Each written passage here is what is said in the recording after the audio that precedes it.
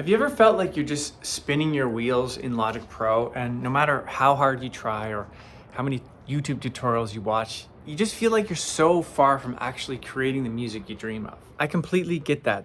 The crushing feeling of spending so much time and energy on something only to wonder if you'll actually get good, and waiting for that moment that producing in Logic just feels fun and effortless. That's why this video I'm about to show you is crucial. In this video, we'll break down these bad habits, and more importantly, I'll show you how to turn them into stepping stones towards becoming the confident producer that you want to be. Number one, this is an example of a Logic project that I might see when I'm reviewing one of my students' songs. There are two signs here that just totally scream amateur to me. One is there's a lot of MIDI information here, and two, there are a lot of stock plugins and stock instruments. There's nothing wrong with MIDI, but most professionals will eventually commit this MIDI information down to audio, which will give you more flexibility to visualize and actually see the sound waves and sound information. So with MIDI, I can't actually see the transients of the sound, and simply there's no way to fade or crossfade with MIDI. It's just not possible. Now, what about stock plugins, right? I've told you before, it's okay to start with stock plugins and stock instruments. The key word here is start. After you have a bit more experience, and once you think you're ready to invest more, you should consider getting some paid plugins and paid instruments. Let's take an example here. There are two companies that I use a lot for my production work. They're Baby Audio and Soundtoys. They make plugins. They also make instruments too, but the plugins can add a lot of texture, dimension, and color to your tracks, and it's challenging to recreate these plugins just with using Logic stock plugins. For instance, let's take an example. Baby Audio has this cool plugin called Tape, T-A-I-P. It's a plugin that can add some warm saturation to a track.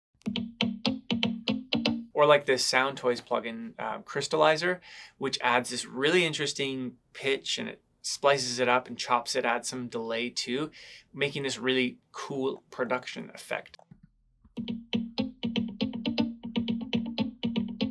On the other hand, we have stock instruments. So what Logic offers for stock instruments and with the free ones, they're good, but again, it does come up to a point where they are limiting. So for instance, look at the bass options we have in Logic for a real bass sound. It's enough to get us started with making some cool grooves and actually some decent bass sounds, but if you take a look at the options you have with the bass sound library like Trillion, there's just so many more options here, right? So start with free stock, but eventually upgrade to paid when you are ready. And how do you know when you're ready? If you're using stock plugins and you don't think they're limiting, then keep using the stock plugins until you reach a limitation there. Number two, is there anything else in this project you think might be amateur? If you pointed out the loop tracks, then you'd definitely be right. This is just a common mistake I've said before. Looping your tracks like this in Logic, it just kind of looks ugly too. But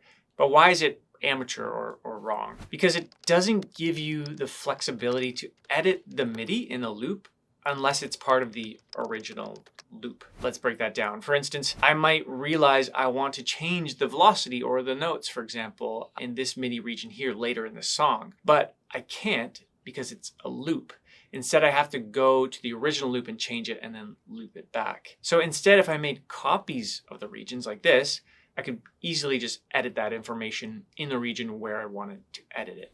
Number three, let's take a look at some of these tracks and see what types of plugins we have on them for a second. Do you notice a problem here? There's just way too many, right? So a common mistake is just to overload your tracks with plugins with no specific goal in mind, thinking that you're actually making the track sound better when you're actually doing it a disservice. Not every track needs plugins, but sometimes you might actually have a lot. Either way, there should always be a goal in mind when you're using plugins. Let's take an example here. So while listening to this guitar track, ask yourself, what plugins do I need for it? If you don't know where to start thinking of the first major three in your head. Like, could it use some EQ, some compression, or some reverb? Perhaps it could use all three of those, but it might not need any at all too, and that's okay. Besides that, then ask yourself, are there plugins that add to the sound? Delay, distortion, chorus, phasing. It's totally okay to have a lot of plugins, but the point here is just to make sure that each plugin has a specific purpose. Don't add plugins just because someone told you to. Number 4, when I'm working shoulder to shoulder beside a beginner in Logic, I can immediately see if they're an amateur when I witness their workflow speed. Let's take an example and see how an amateur would do something versus a professional when it comes to their workflow speed. So we have this guitar track here, and let's say I want to edit the timing, then make a copy of it, and then build that copy throughout the song. So in order to do this, we need to know things in Logic like zooming, cutting, copying, pasting, nudging, marquee, and duplicating too. So this is how an amateur might approach this situation.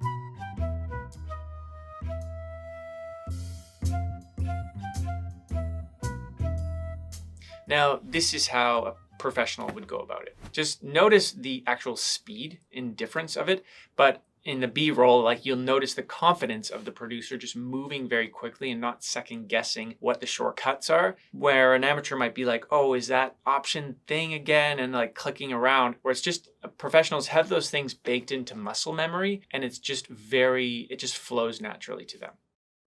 So whenever you're doing something in Logic, ask yourself, could there be a faster way that I could do this thing? And I guarantee you, there is always a faster way that you could do something in Logic. So I recommend you start getting these shortcuts baked into your muscle memory in Logic. Zooming, cutting, duplicating, and pasting.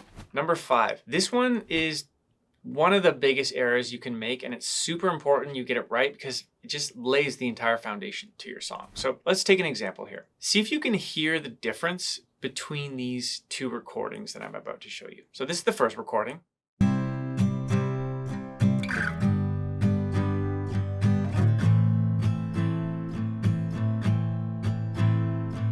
And now this is the second recording.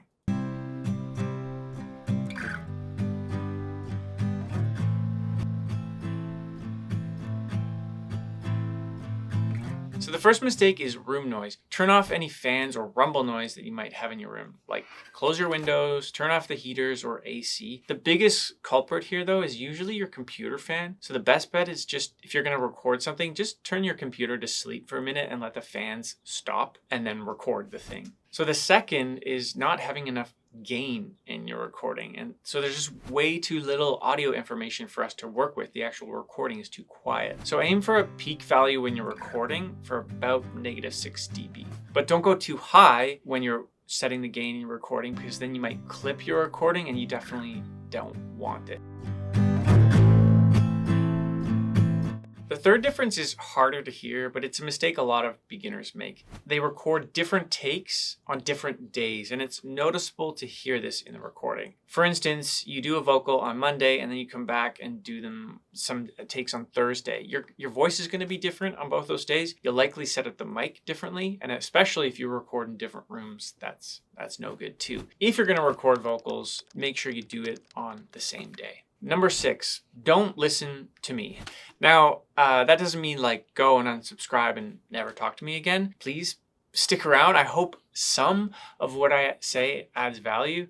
The key word here though is some of what I say. Not everything I say is going to be right for you. And also that goes with every other YouTuber. So just take everything with a grain of salt, but most importantly, like trust your instincts. You got into this because you're a musician, an artist, or a producer. You have some taste. So trust those instincts, because you can't just listen to everyone and do exactly what they say. Let's take an example. So let's say you have a vocal sound that sounds maybe too compressed or maybe sounds too soft. And most people have told you, well, that's wrong, or because you didn't do like the compression like this, or it wasn't a specific thing. Well, if it sounds good to you, then believe in it. Like trust your taste and trust your instincts. Where the trap beginners make is just to blindly listen to others while not trusting themselves. Number 7, I love this one because it always adds some more glue and punch to your songs.